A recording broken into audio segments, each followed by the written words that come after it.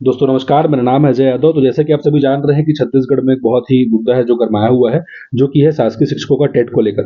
तो हालाँकि आज जो 19 अगस्त 2026 को जो रायपुर में जो आज मीटिंग हुआ, जहाँ पर अनेक पदाधिकारियों को बुलाया गया और उस मीटिंग में कुछ अच्छे पॉजिटिव हमें इंडिकेशन देखने को मिल रहे हैं, जहाँ पर ये हो सकता है कि अब गवर्नमेंट जो है, वो एक वैकल्पिक व्यवस्था को सोचने का कोशिश करेगा। ठीक है?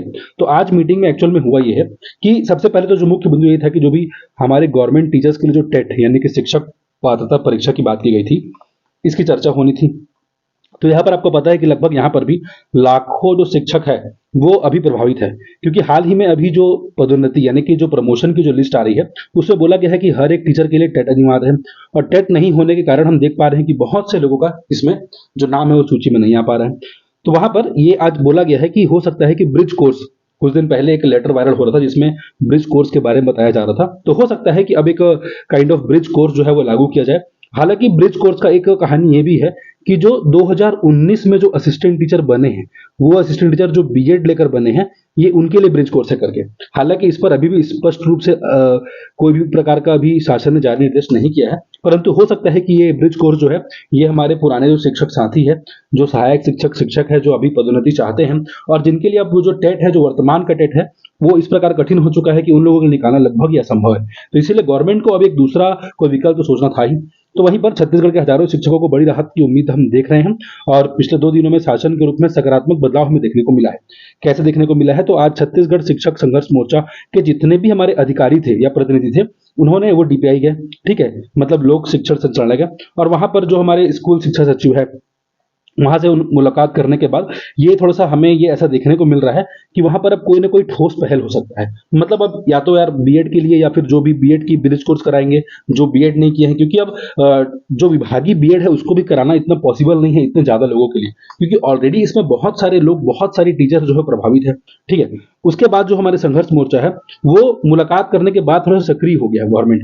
अब उनका ये कहना है कि अब मतलब उनके फ्यूचर के हिसाब से किसी का सर्विस 10 साल बचा है, किसी का 15 साल बचा है। अब एंड के टाइम पे हम ये उम्मीद नहीं कर सकते कि वो इतना भारी भरकम परीक्षा का मतलब तैयारी करेंगे।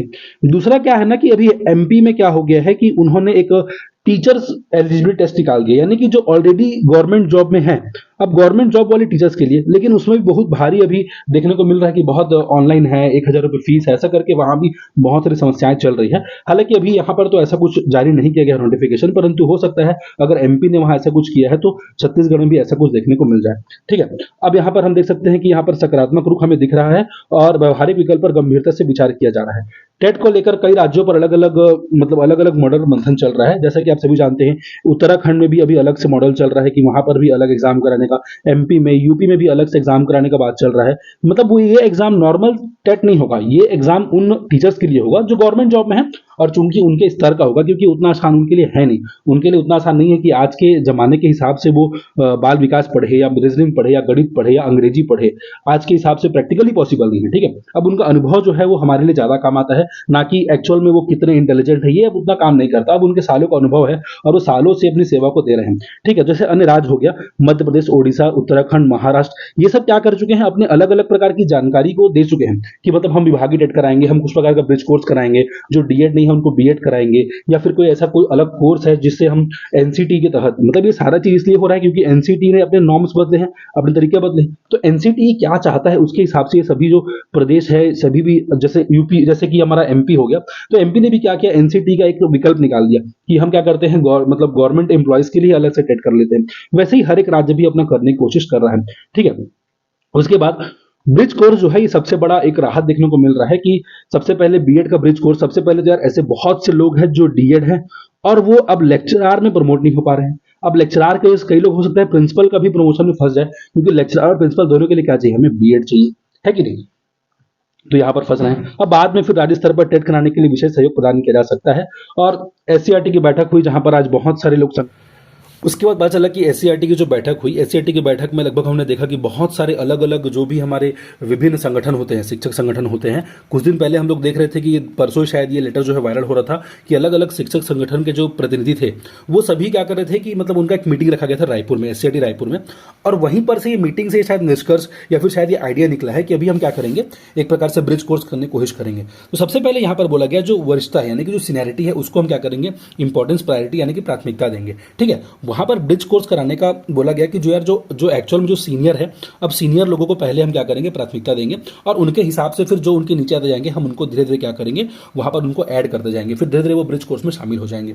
ठीक है, उसके बाद फिर दूसरा सबसे बड़ा जो मतलब हमारे छत्तीसगढ़ में हम जानते हैं कि हमारे पास दो बड़ी बड़ी ओपन यूनिवर्सिटी है, एक पंडित सुंदरलाल ओपन यूनिवर्सिटी और एक रविशंकर शुक्ल ओपन यूनिवर्सिटी। तो अगर हमारे पास दो ऐसे बड़े बड़े विकल्प है तो क्यों ना इनका उपयोग किया जाए। मतलब इनका उपयोग करके कर सकते हैं ना कि हम अलग अलग ओपन यूनिवर्सिटी में उनके लिए कोर्सेज लॉन्च कर सकते हैं, एक डिस्टेंस कोर्स जहां पर उनको रेगुलर कॉलेज जाना पड़ेगा, जिससे बच्चों की जो शिक्षा है वो भी प्रभावित नहीं होगी। क्योंकि इन टीचर्स के लिए अभी जो टीचर्स है वो ऐसा तो नहीं है कि 15, 20, 22, 25 साल के हैं।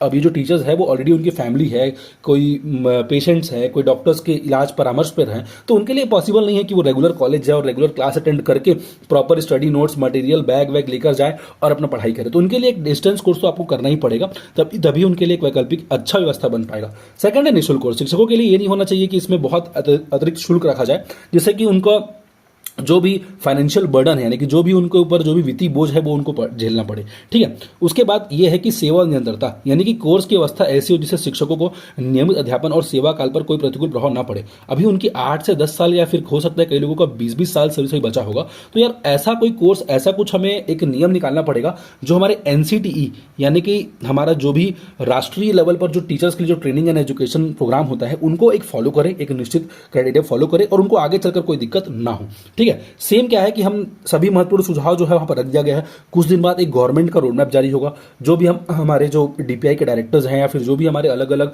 सचिव है, शिक्षा सचिव है, सभी की मीटिंग होगी और एक रोड मैप कहीं ना कहीं निकलेगा। हम जान रहे हैं कि ये सभी इसलिए निकल रहा है क्योंकि कहीं ना कहीं अभी हाल ही में MP में भी एक चर्चा हो गया है कि अब वो भी एक शिक्षक पात्रता परीक्षा कराने वाले हैं और कुछ ही दिनों में हमें पता चला है कि छत्तीसगढ़ SSB में एक कैलेंडर आने वाला है जिसमें सभी प्रकार की वैकेंसीज की घोषणा करने वाले हैं, मतलब कौन कौन से एग्जाम्स होने वाली है। तो ये हो सकता है कि जो कैलेंडर है उस कैलेंडर में हमारा जो गवर्नमेंट इंप्लॉइज के लिए जो टेट है ना, इसका भी घोषणा हो जाए या फिर इसका भी एक डेट निकल जाए पर्टिकुलर। और गवर्नमेंट को इस साल में 2-3 बार कराना पड़ेगा ताकि जो टीचर्स हैं वो कई, अगर वो एक बार में क्लियर नहीं कर पा रहे हैं तो 2 बार 3 बार क्वालिफाई में कर पाएँ और अच्छे से उस टेस्ट में बैठ पाएँ। आप सभी को ऐसे अपडेट देने के लिए आप मुझे चैनल को लाइक शेयर सब्सक्राइब कर सकते हैं। Thank you guys.